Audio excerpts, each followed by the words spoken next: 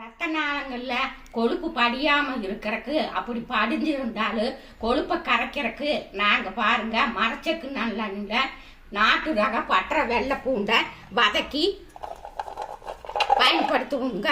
இது சும்மா வேணா 1-2 சாப்பிடலாம்ங்க, நிறைய எல்லாம் சாப்பிட முடியாது.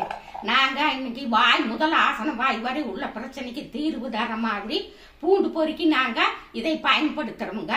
அது மட்டும் இல்லைங்க, இதுல என்னென்ன உடல் உபாதைக்கு எப்படி எப்படி குருபாகமாக இந்த மாதிரி மரச்செக்கு நல்லெண்ணெய்ல நாட்டு ரக வெள்ளை பூண்டை வதக்கி பயன்படுத்துறதுன்னு உங்களுக்கு அடுத்தடுத்து காணொலியில வழங்க இருக்கிறனுங்க.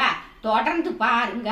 இன்னும் நிறைய குருபாகங்கள் அதற்கேற்ற குரு வித்தைகளும் இரண்டும் பலன் தர மாதிரி குரு வைத்திய வாழ்வியலை எப்படி அமைச்சுக்கிறதுன்னு பவுனம்மா நானே உங்களுக்கு வாழ்ந்து வழங்குறனுங்க.